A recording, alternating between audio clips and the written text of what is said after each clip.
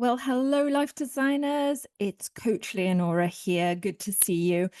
So, I just had the most interesting weekend. My husband was away, and I decided I was going to treat myself. This is going to sound super strange. I'm going to treat myself to taking a course this weekend. And funnily enough, in between taking the course, I tidied my garage as well, which was super messy and really needed to be done. So that's kind of what I do for fun. Don't judge me.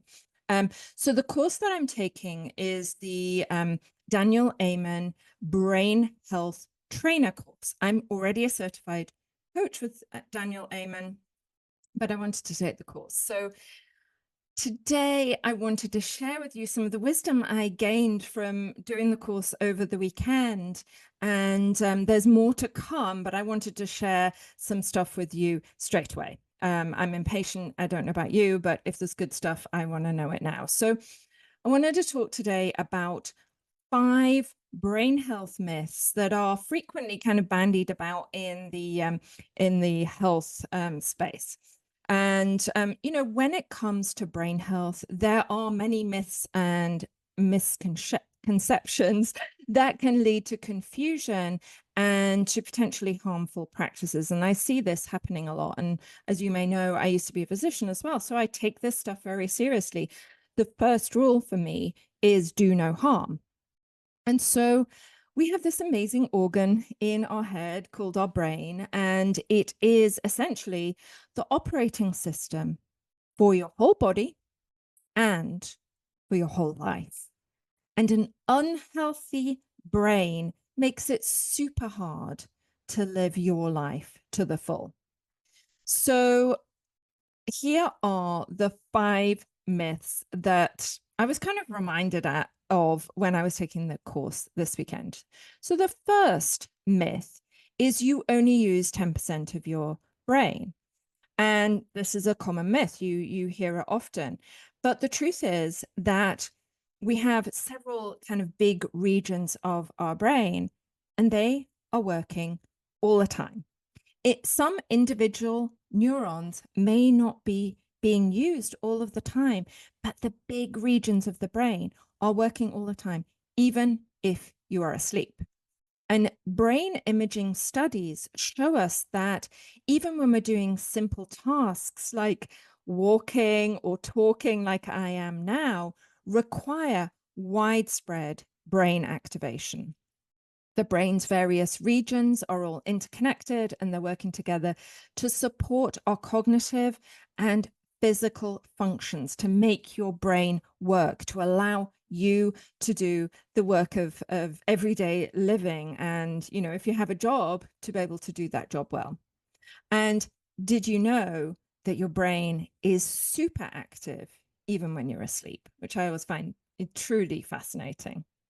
Myth number 2 is my brain health will decline inevitably with age.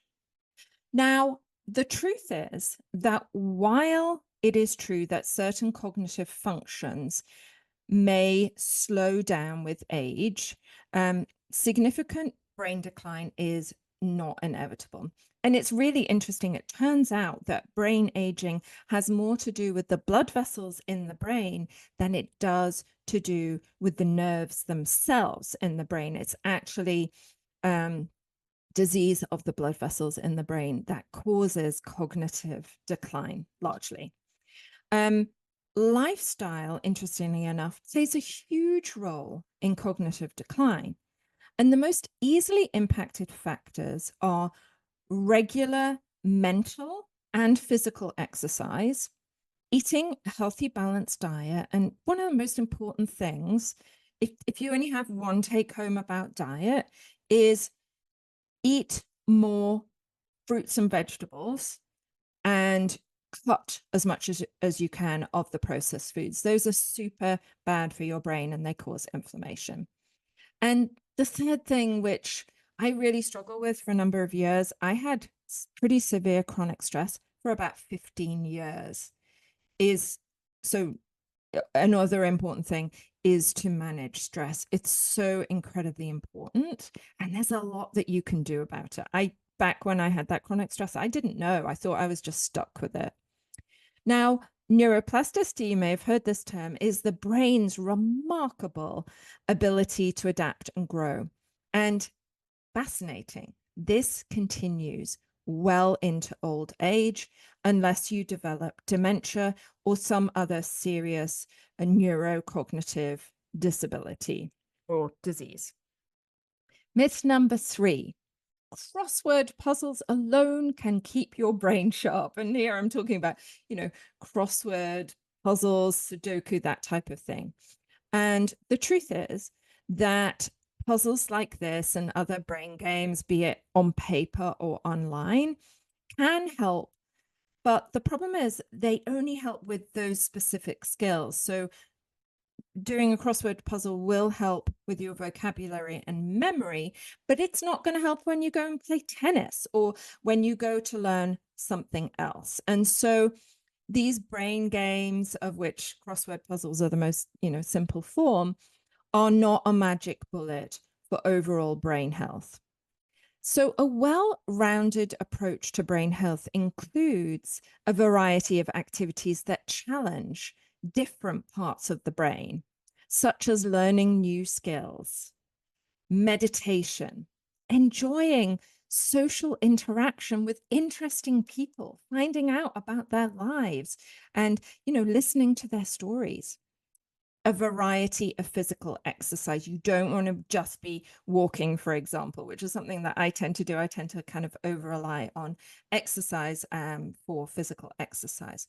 And also, like I touched upon in earlier, is a brain healthy diet. One of the most important things you can do.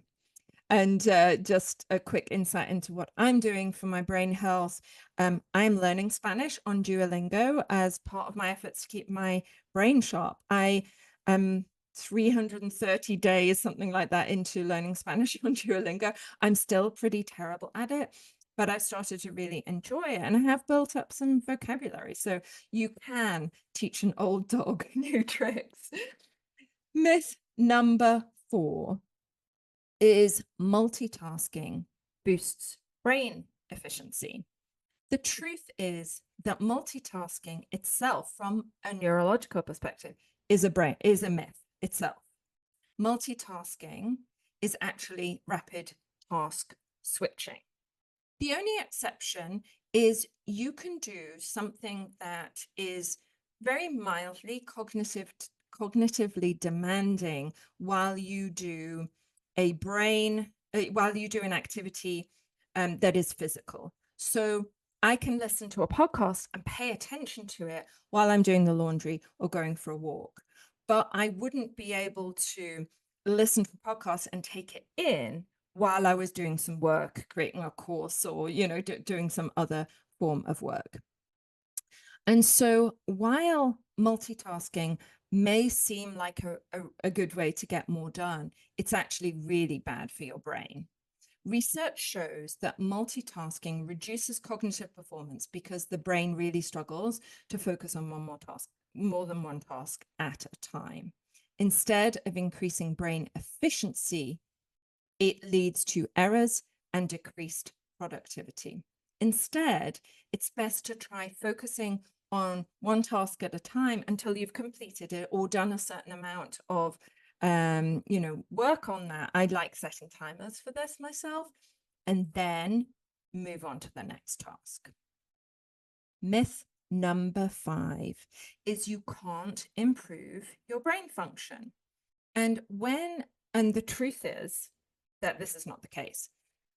Now, when I trained as a physician 30 years ago, yes, I'm showing my age there. I am 55 now, so I trained as a doctor a long time ago. We were told that once cognitive decline starts, there's little that you can do about it. It's pretty much a runaway train.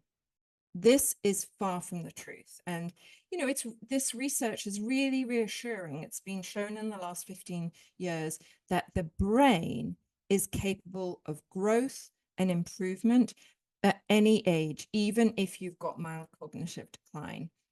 And there are some exceptions with things like ALS, where unfortunately, you know, once that disease process has started, it's very hard to reverse it, and still there is currently no cure for that awful disease.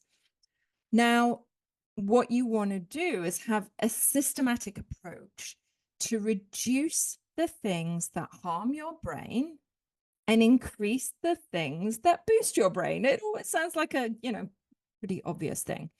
And when you do that, Daniel Amen has these amazing before and after brain scans. He has shown that you can have dramatic improvement, not only in the functioning of the brain, as he shows on his brain scans, but also in your functioning and your ability to live your everyday life and enjoy life, to live life to the full. So let this be your wake-up call. And you should know, the sooner that you start to take action, the bigger impact that you can have. There does reach a point when you have cognitive decline where it's pretty hard to turn back the clock. So do it now, don't delay.